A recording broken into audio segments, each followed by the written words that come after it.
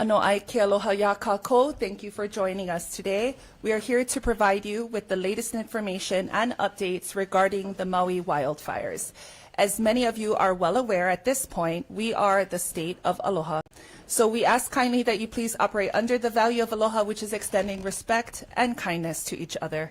Questions and answers from the media will promptly follow the conclusion of the speaker's remarks. Without further ado, I would like to invite Governor Josh Green to address everyone today.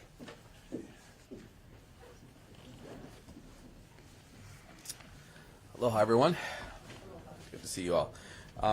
Just a couple basic overview points from me, and then we're going to dive into our experts who span government, private sector, public sector. It's going to be hopefully very helpful. So I'm here to tell you here on day 44, our hearts are still broken.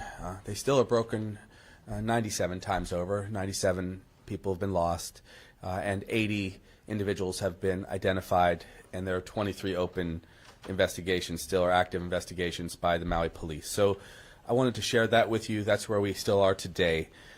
And we're going to talk more today about how we recover, how we move forward into this next phase of the recovery. So we're going to pop over to the next slide here in a second. Okay, there is a lot to do. One thing is to build a school. So we're going to construct a replacement site, a replacement school for King Kamehameha III's law school, the elementary school. We'll have details for you on 9/26, a press conference over in Lahaina. I have authorized resources, and you'll get all the details about that. I think it's central to healing to have education for our keiki. So we are in discussions with, of course, the DOE, the head of the board, the community. We have to do that. Next, we're going to talk a little bit about how we deal with what we've lost. We've had a lot of asks for support. You can see this number here.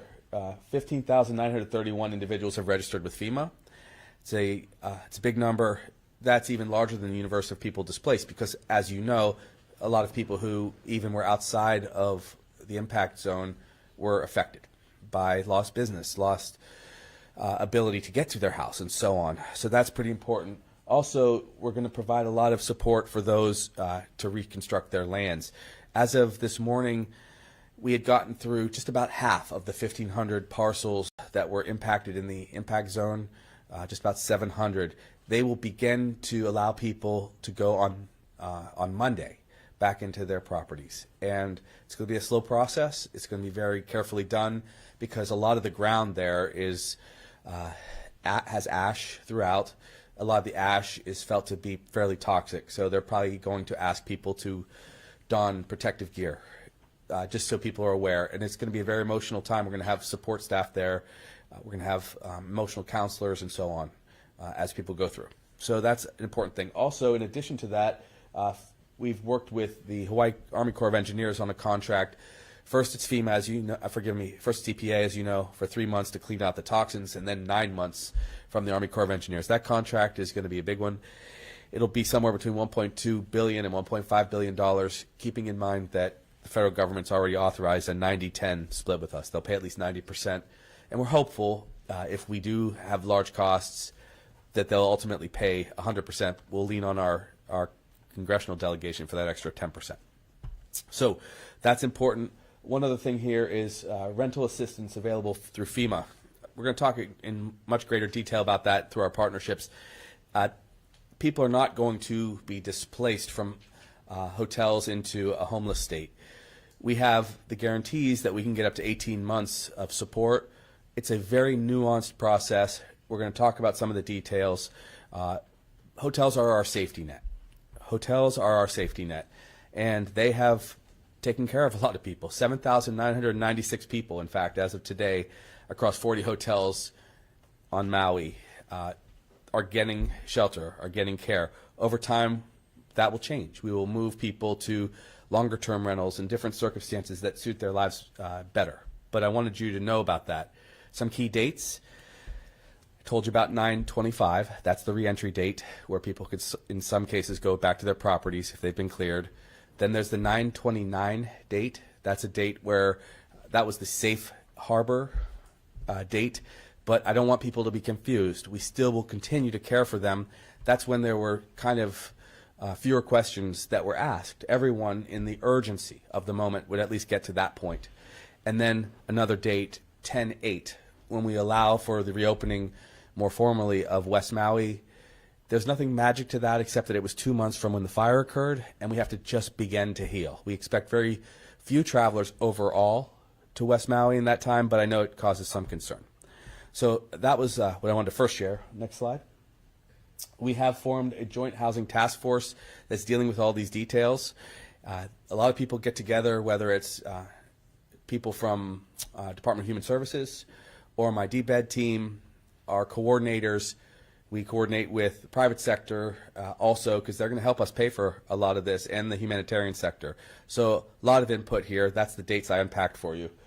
And also people, if they go to the HHFDC Fire Relief Housing Program, we already had, I believe it was maybe 700 people stepped up and said they would be willing to rent their house or their condo. So these are the kind of programs that will produce a lot of housing for people going forward. Again, it's going to be a little bumpy, but we're going to care for people, and it's going to be a big lift because, as you see, it's at least 8,000 people that have to be rehoused and helped. Next slide. How do we get people enough resources to survive? Well, there's been a lot of discussion about this. There's a program called TANF, Temporary Assistance for Needy Family. I have my Director of Human Services to talk more about this. We have a lot of money in that fund, and it's for temporary needs. She'll unpack that further, but we intend, and this is where I said we're going to go up to $100 million off the bat. We intend to make those monies available to the many thousands of families that have lost everything.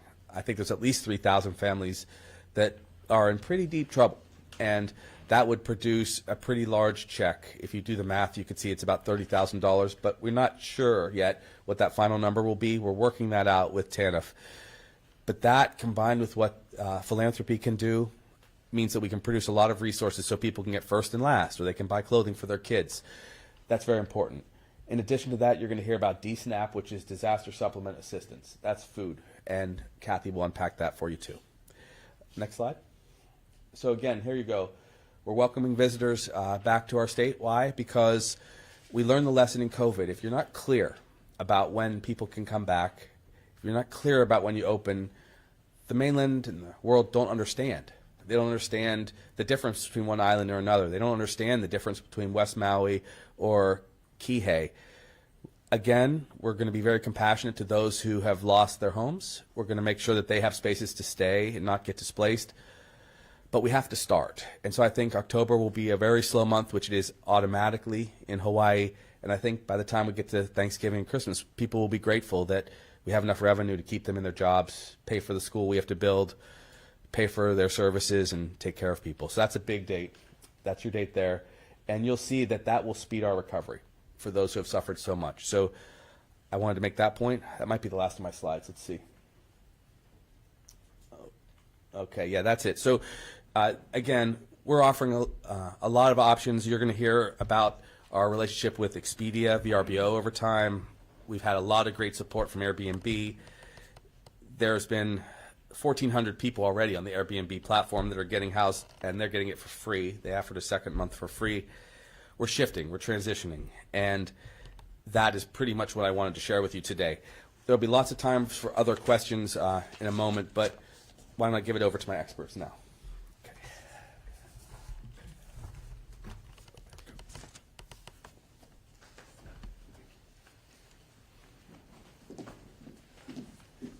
Mahalo, Governor Green. Next, please welcome Department of Business, Economic Development, and Tourism Director Jimmy Tokioka.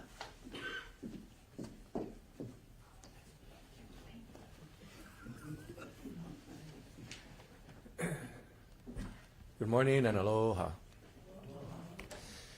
You know, being here today, as I go to Maui over the past few weeks, it really strikes us really, really hard for the people that are suffering there. And we are doing everything night and day to make sure that we communicate as much as we possibly can and to help the county and the survivors on Maui, because it is tragic when you see the devastation on Maui, and I'm sure many of you in the media have seen it.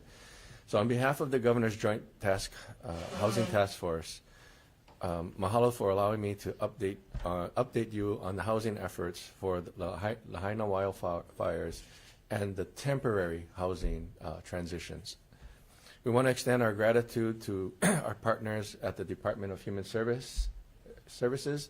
Kathy and Joe have been great partners as we transitioned survivors from the congregate shelters to the non-congregate shelters. And, you know, we have had a lot of partners with Red Cross, with FEMA, HIEMA, and thank you all for the contributions that you've made to make this possible.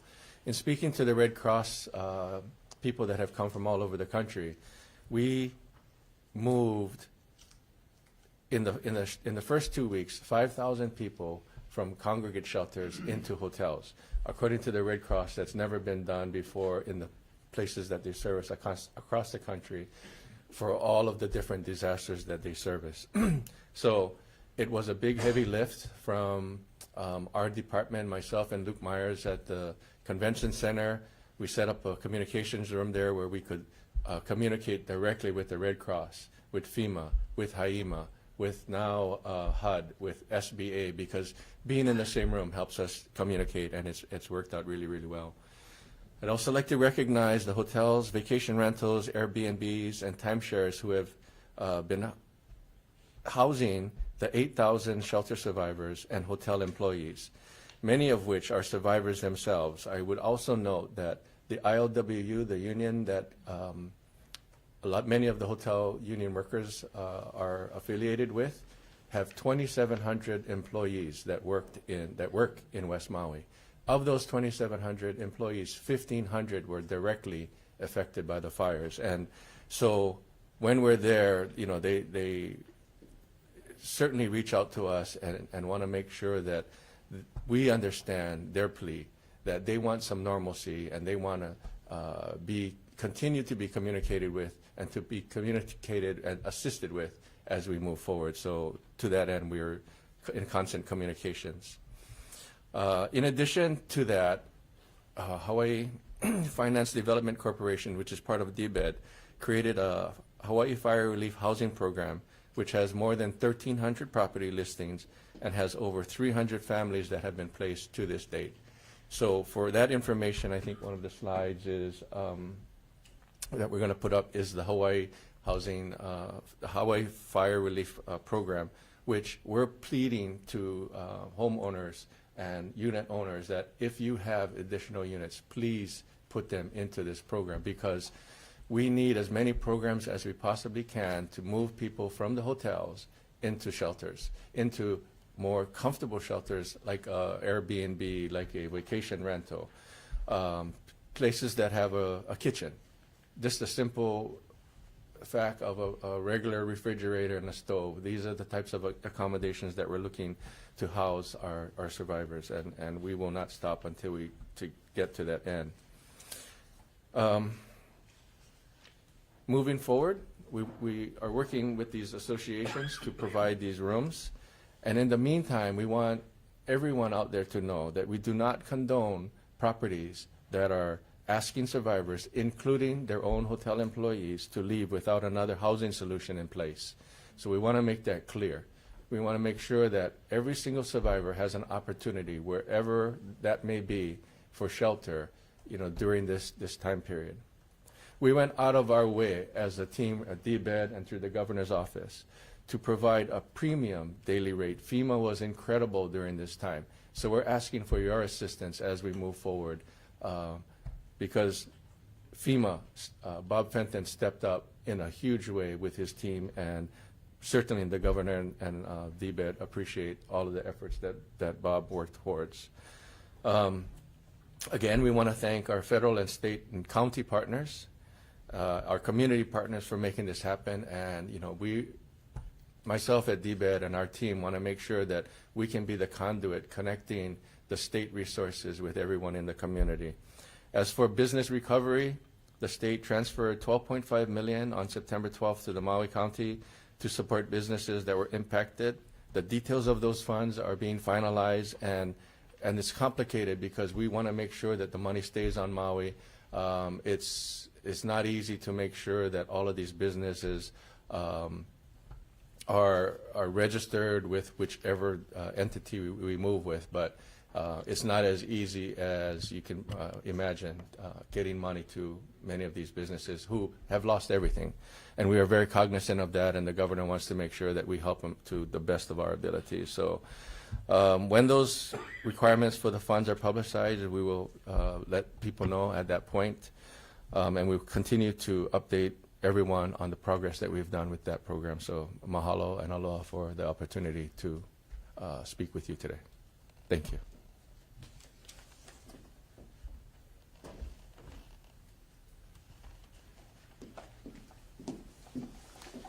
Mahalo, Director Tokioka. Moving forward, I'd like to welcome Department of Human Services Director Kathy Betts.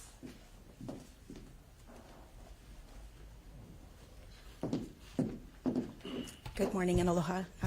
Thanks for having me here today to share some updates from the Department of Human Services. I would like to reiterate Director Tokioka's comment that everyone in this room, our state, community, and federal partners have been working around the clock to ensure in an intentional and thoughtful way that we get resources to those most in need on Maui.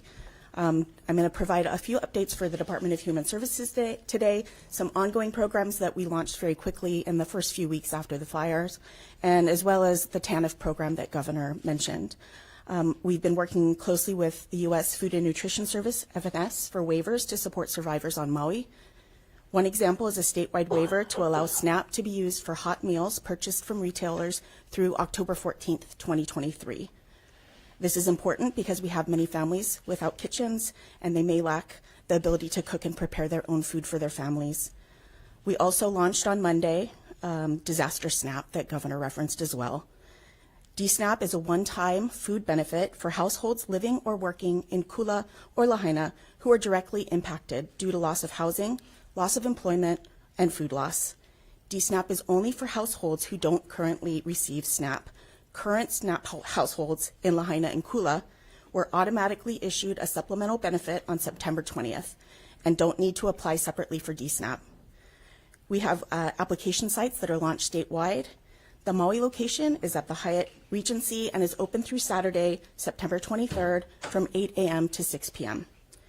I want to mention just a huge mahalo to our DHS team on the ground. By midweek, we received over 1,000 applications from impacted survivors.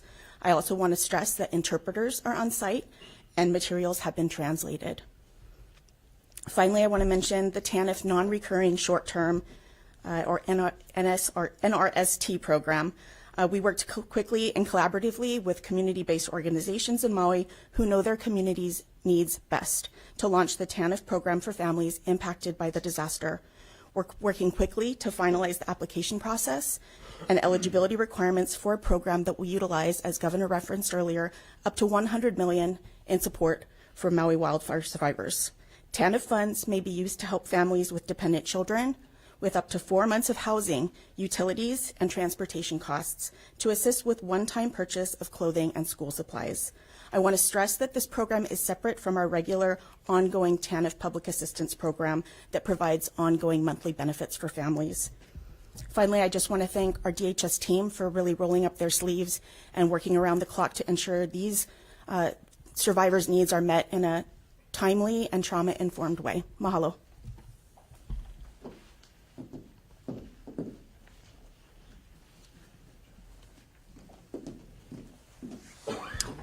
Mahalo, Director Betts. Next, please welcome the American Red Cross Deputy Coordinating Officer, Adam Runkle.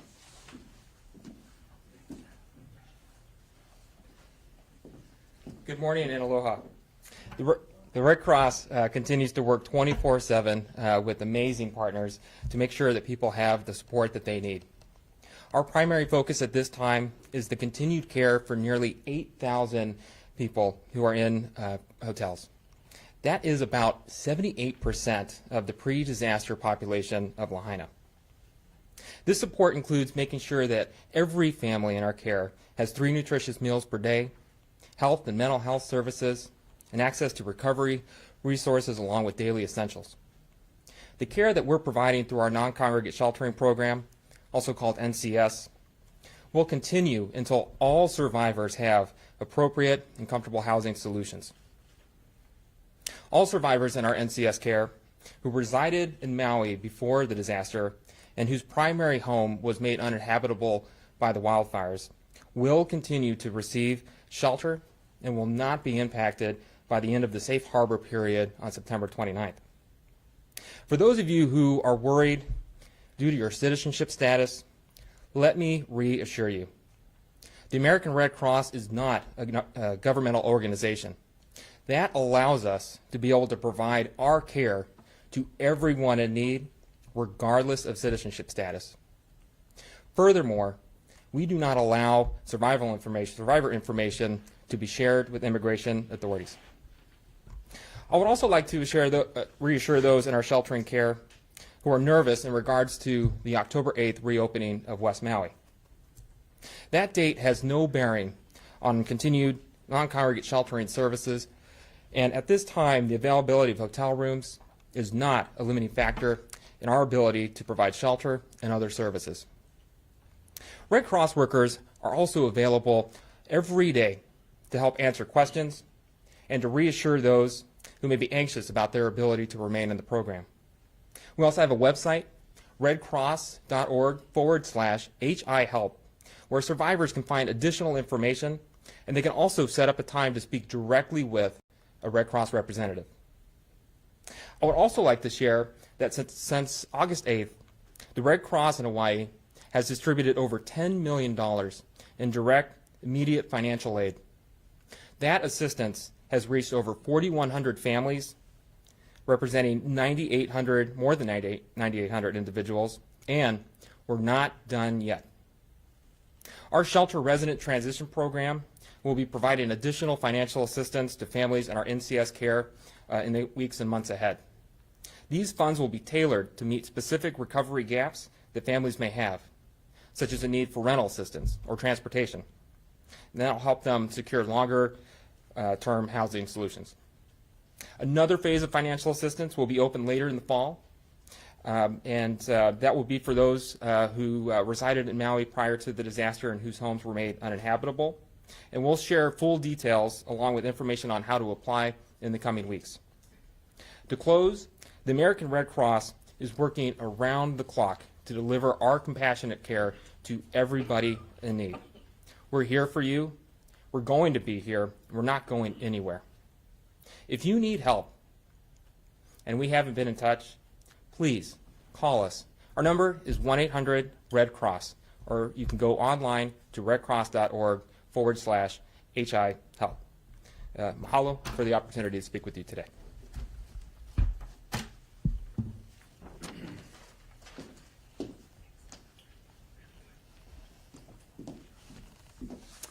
Mahalo, Adam. Finally, I'd like to introduce Hawaii Community Foundation CEO and President Micah Kane.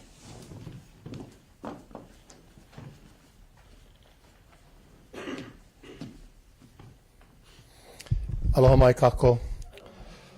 Over the past 40 days, just over $120 million has been raised from over 200,000 donors across the world, representing 50 plus countries.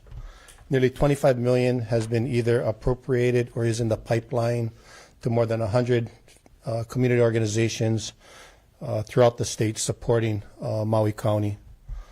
We're definitely moving right now from a rapid response mode to a stabilization and recovery phase. And what that really means is that we're looking for deeper, bigger, broader impacts and investments in our community, and trying to work hard to leverage our federal, state, and county partners, because philanthropy can never take the place of government.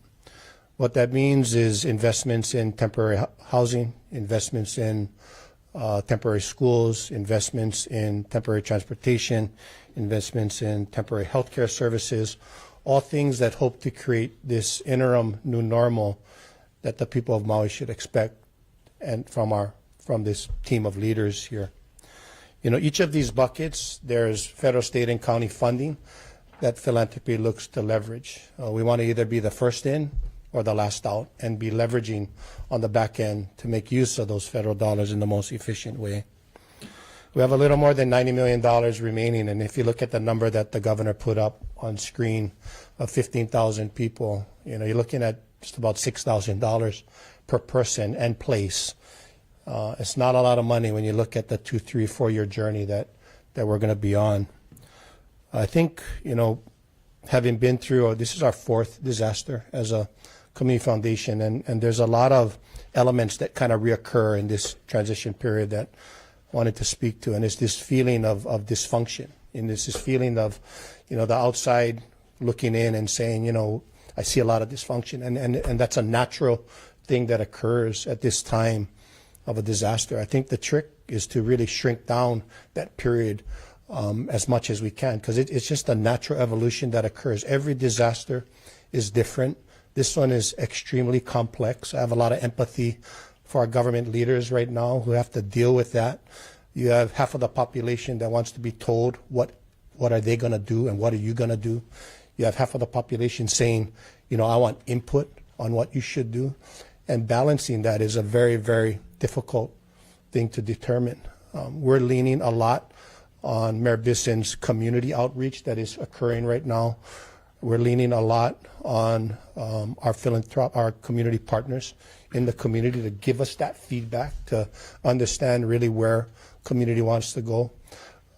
As early as yesterday, we had a great meeting with County of Maui and Department of Human Services around this interim housing component, which Red Cross and HCF and CNHA and other organizations are partnering, and there was a lot of grinding in there. And you just got to go through it, and it's conversations that the public doesn't get to see. But hopefully what comes out of that is very clear options that community can get to choose. So we're in that, and I think that's a very important perspective for everyone to understand. And just in closing, I do want to thank the more than 200,000 people from across the world that have supported the Maui Strong Fund and those ambassadors that have advocated for it. I'd also like to thank the HCF staff for their time, as well as the community organizations that are on the ground every day, dealing with this issue. It's as much as traumatic for those that's been impacted as those trying to be at the front line. So really thank you for this opportunity to express our participation in this effort. Mahalo.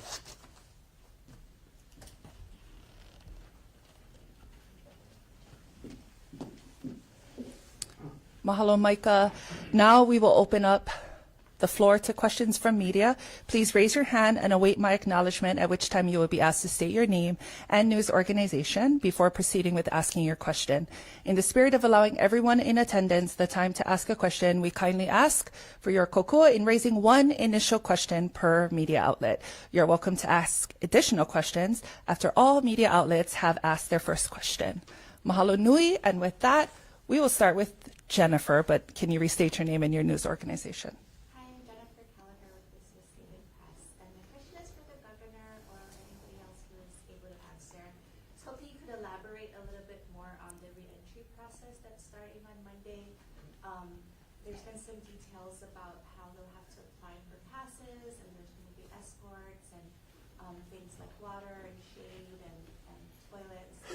Will they have time limits on their time there? It's going to be a very sensitive and emotional time for a lot of these residents, and what should they expect in terms of the support and time that they'll have at this week? So the general question is around the details surrounding the reentry into Lahaina/Maui. Thank you, Jennifer. So the reentry period begins on Monday. This is mostly driven by the county, and I had a great conversation with Chief Oliveira. I still call him Chief, who is the MEMA director now.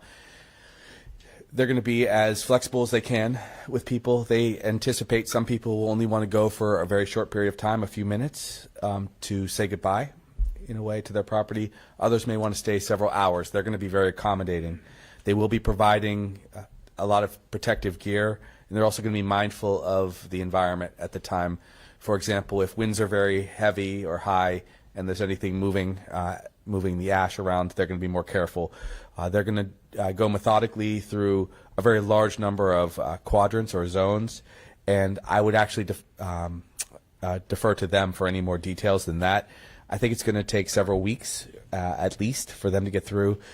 Given the pace at which the EPA has gone through the properties, probably all will be cleared in a few short weeks, actually, for that phase. They anticipated it was going to be 3 months total to get through to a safe space. There's going to be, like I said earlier, some behavioral health support furnished by the state. We know that people will be grieving and suffering a great deal of despair when they see how little is left. Also, there are some locations where people did lose loved ones, as we know. So all of those are considerations, but they intend to do whatever necessary for people to get closure. Any follow-up, Jennifer? Good? Follow-up, or are you good? Oh, will they have time limits? Or I don't know that there'll be a formal time limit. There will definitely be capacity for several hours for people to go through. In a discussion last week, they did talk about having some support from county personnel professionals to help people sift through some of the ash. So there will be support there in general. I think some people will need to take several hours to have this first visit. This doesn't mean this will be the last time either, of course, that people will get back to the properties. It's still their property. But it will then go into the next phase, which is the larger removal of debris, which, by the way, when the Army Corps of Engineers does, they're going to stage that debris still in Hawaii for a significant amount of time so it doesn't go immediately to the mainland. So there will be lots of opportunities for people to see if they find a lost ring or a picture, some other keepsake. Okay. Next. For it. This question is for the governor. Charles Nahale had his family compound burned on Front Street, and he wanted to know, should victim survivors be forced to move in order for incoming tourists to come in on October 8th? The question is around, should survivors be forced to move for tourists on October 8th? I think I was very clear in our opening that the answer is no. We don't think anyone will need to be moved, forced to be moved. There is a counter narrative that we should not open up for several years. That's not possible. But we won't displace individuals who are currently in hotels or other Airbnbs or other housing to accommodate anyone. Like I said, we don't anticipate a large number of people coming, but we also didn't want the many people who asked us to open up have to relocate themselves. About 85% of the people that we spoke to asked us to open up almost immediately so that they could keep their jobs. Others will feel differently, and we're not going to pressure them to go back to work or to do anything of the sort. But we do know that recovery has to begin. But in his case, Charles and his family will still be housed. We'll make sure that happens. At this point, Mr. Nahale says that he's been given options, but those options have not become available. So what can you say to him? I think that was covered at least 3 times earlier, that we have our Human Services Department, we have the Red Cross, we have the hotels themselves, making sure that there are either ways that they stay in the same hotel if they were workers, for example, at that hotel, or other alternatives, which are now, for lack of a better word, under consideration. Right now what we do is FEMA goes out and they put what's called an RFP, a request for proposal, out very broadly to see who would like to apply to have their properties be a part of this. We also have hundreds of Airbnbs, and then also the program for HHFDC. So people are traumatized, and when they see stuff on the internet, they get afraid. But we're not pushing people out. And if anyone does get displaced or it's suggested that they're going to get displaced, as you heard, the Red Cross or our office or others will intervene directly to make sure that they have a roof over their head. Okay, mahalo mahe. I'll go here. For Governor, Nikki with John. Thank you, Nikki. For Governor, but is it possible to put a moratorium on short-term rentals like we did during COVID for the West Maui specific area, just so we have enough housing for everybody for the long term? The question is around the possibility of putting moratoriums on short-term rentals. That's an excellent question. So the answer is yes, it is possible. I am considering that if in some circumstance we are unable to find enough housing for people in the region. We don't want to do that.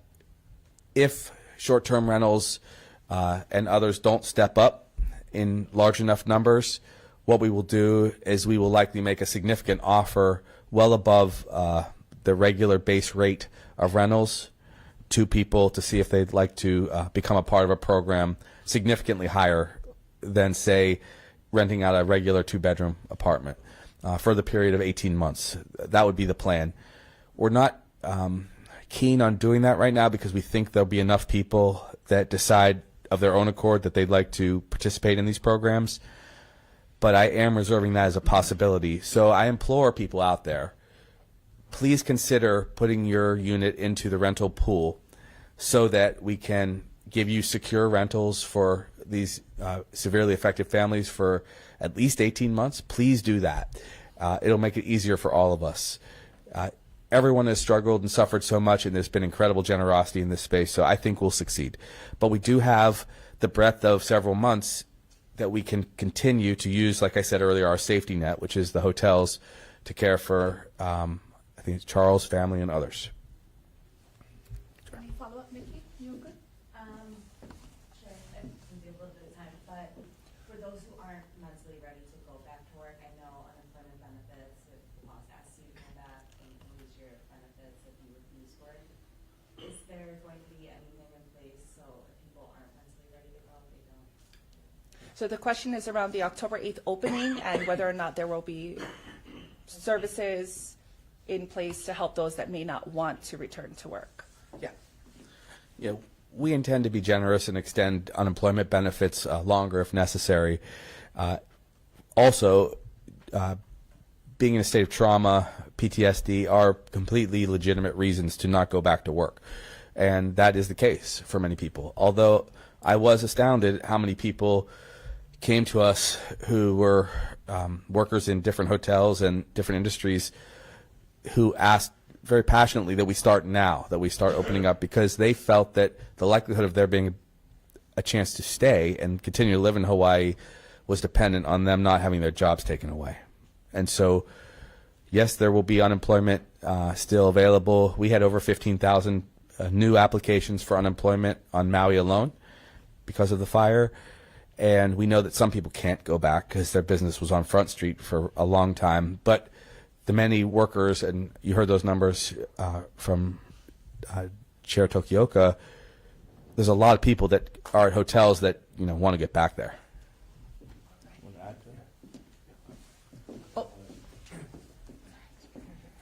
Just add to that to say that we've been in lockstep with the ILWU, who has, like I said, the 2,700 employees. So we're getting our feedback directly from them on what moves we need to make to help their employees. 2,700 employees in an area like that, that's a big concentration of people working in those hotels. So we're getting guidance from them every step of the way. And Chris West and Dustin Dawson and Brandon Wolf have been very helpful, taking us on the ground, meeting people, talking to people. And so that's where we're getting our input from. I will go here. Kristen, KITV.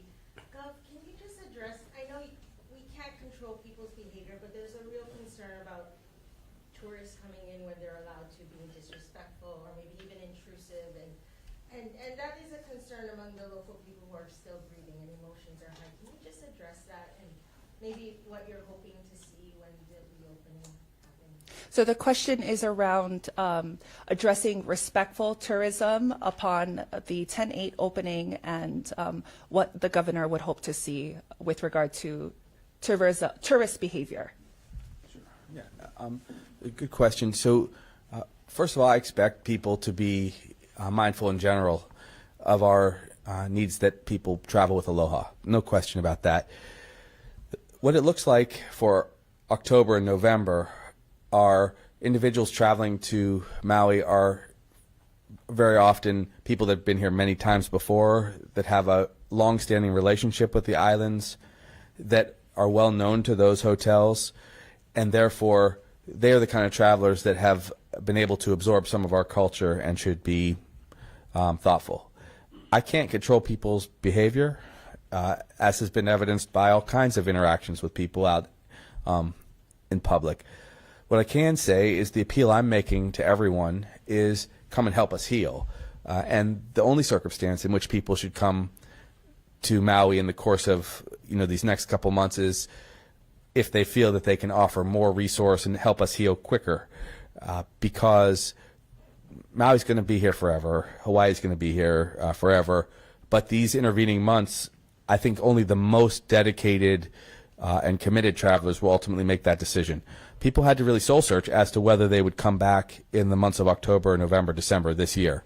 A lot of those individuals have been a part of not just Airbnbs that they're committed to, but like vacation rentals, some of the timeshares.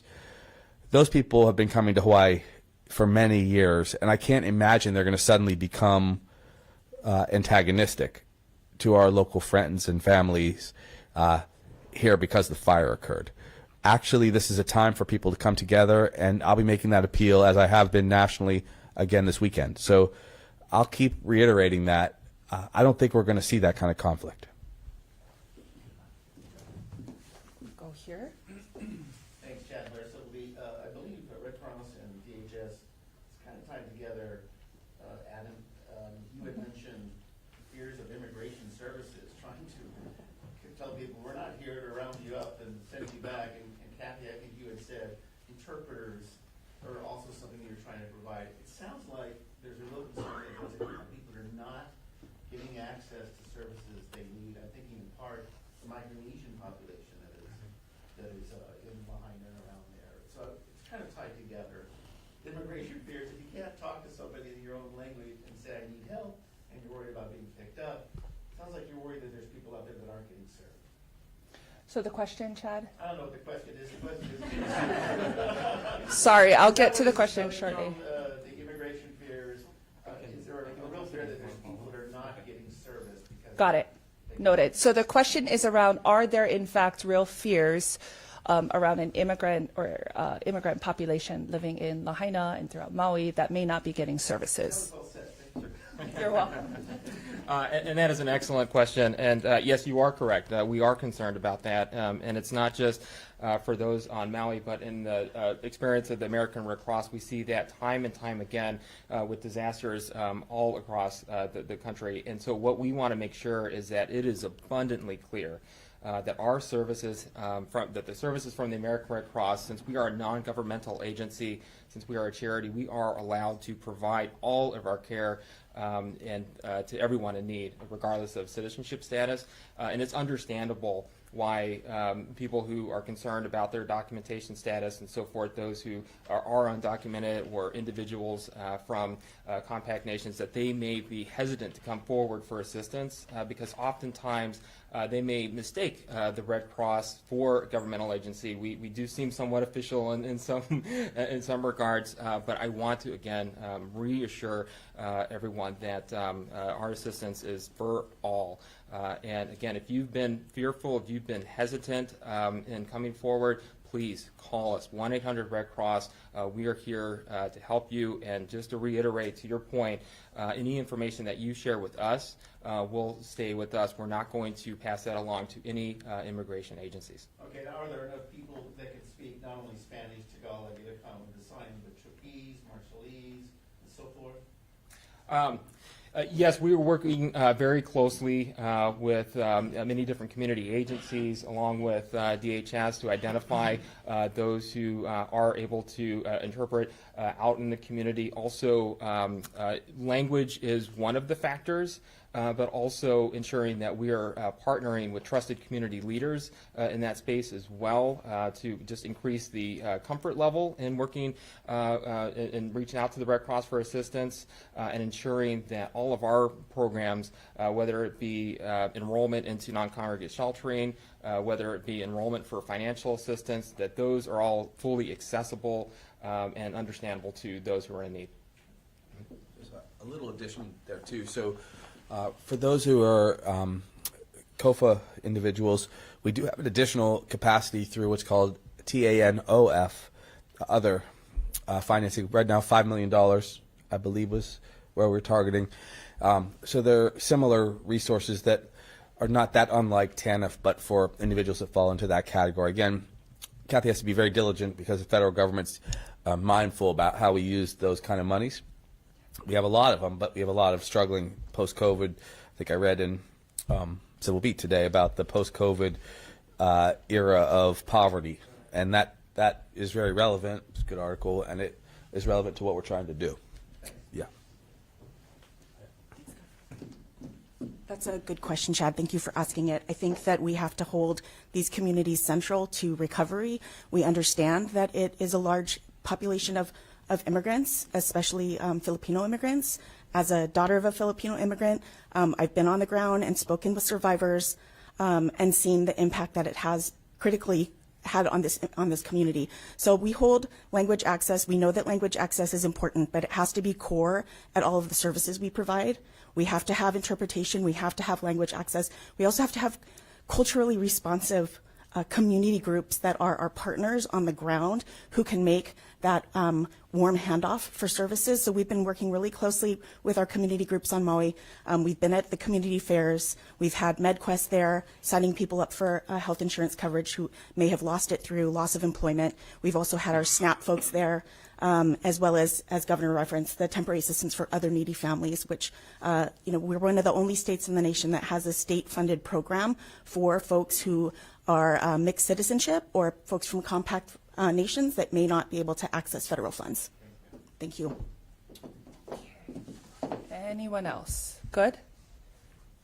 I think you had one more? Yeah, we're good.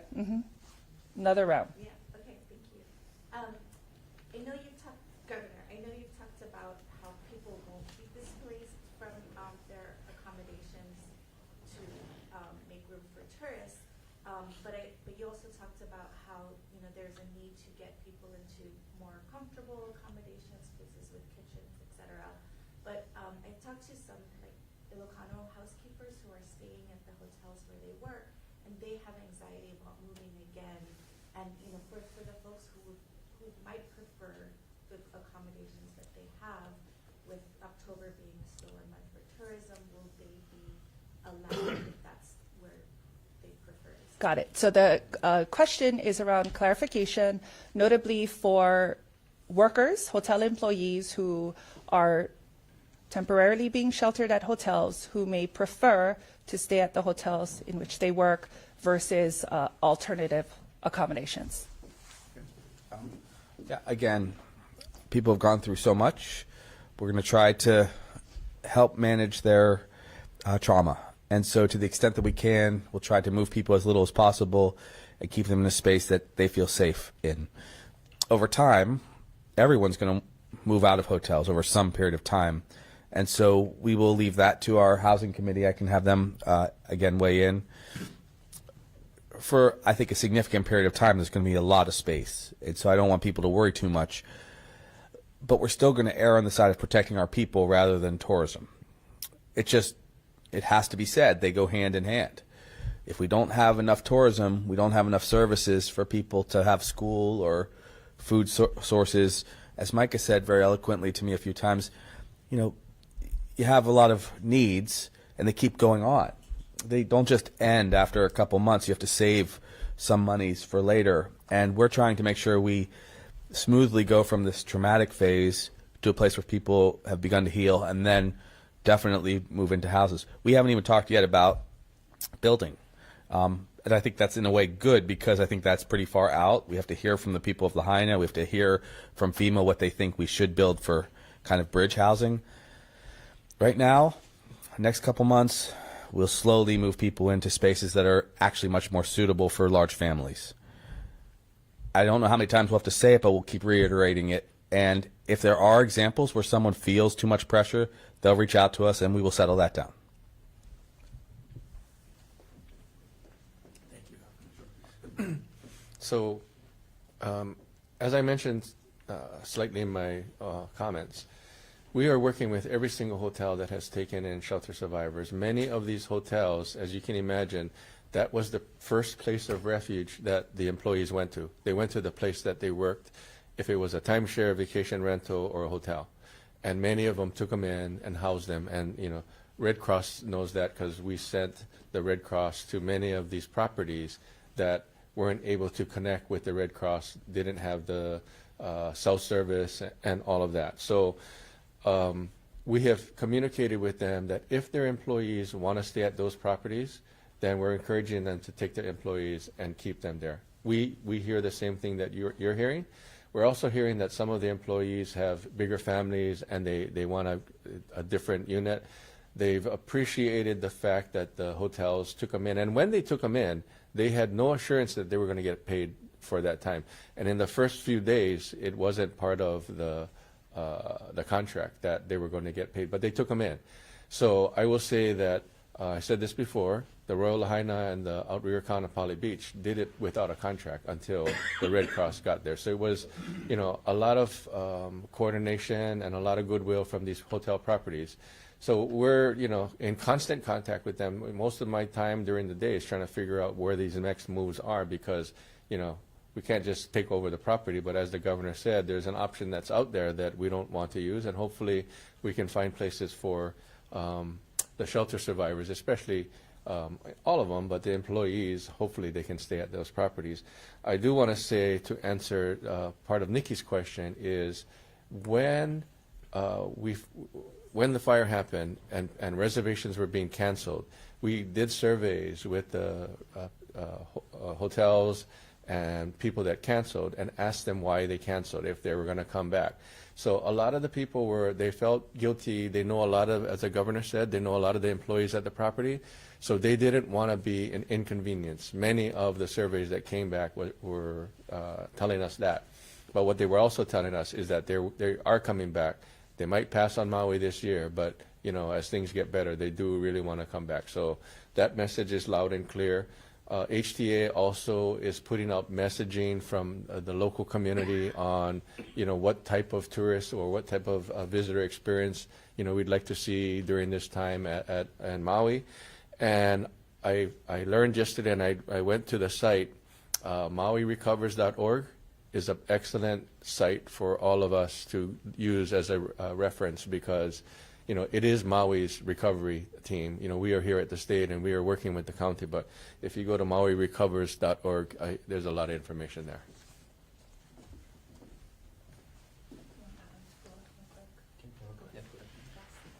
I'd just like to add a couple of additional comments from the Red Cross perspective. There will be a point where there may be some need for individuals in our NCS care to move to new hotel locations. However, I can assure those that would be moving that they still will have that ability to have a hotel room. It may just be in a different location. And we will also promise to communicate all of those changes and what the expectations may be as soon as possible, as soon as those plans do come together. In saying that, I want to acknowledge the fact and echo something that the governor said, in that that can be a difficult process for someone who's already experienced so much and has been in their new hotel accommodation for many weeks now, and maybe many more weeks before movements would need to occur. So we're going to do our absolute best to make sure that transition, should it need to occur for some families, is done in the most comfortable and the most supportive of ways as well. We do have shelter resident transition workers who are connecting with families in our care each and every day, and they are checking in on their safety, their well-being. They're also making sure they have access to daily essentials and so forth. But also part of those conversations is talking about what their stay looks like, and as we learn more about those potential movements, those SRT or shelter resident transition workers will be in very close contact with all of the families in the hotels. Okay, final question here. Yes, this one's for Jimmy, actually. Forgive me, I haven't checked the website in about a week, but what are the current numbers of people or visitors going into Maui, and then what is the outlook? I know October is historically slow. So the question is around the current numbers as it relates to tourism on Maui, and then the outlook, the forecast. Okay, I don't have the exact numbers, but what we did last week Friday, I talked to a lot of the hotels that in West Maui and timeshare units, And what they told me is when the governor made the announcement that Maui was going to open up on October 8th, it's not like people were putting in reservations off the hook. So they are trickling in is the word that they used.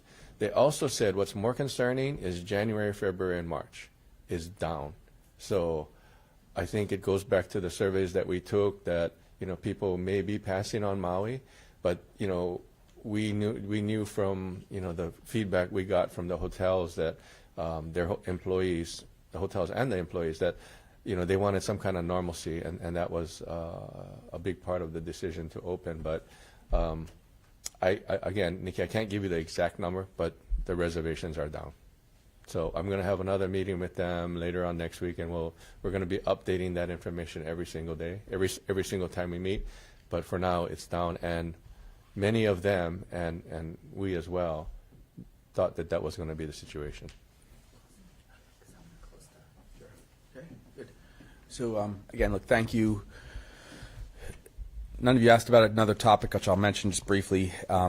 That's long-term care for those who had the ultimate loss and support for their families. The goal of our administration is to, first and foremost, find some way to help people heal. And that means, as you heard in many different versions, giving people housing, giving people food, building a school.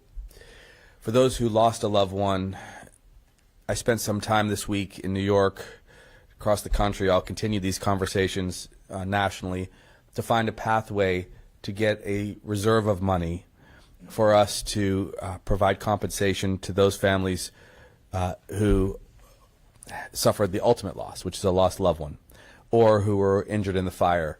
This is meant to help people through the most tragic circumstance of a fire like this, and to in some way protect them against many years of litigation and having to wait.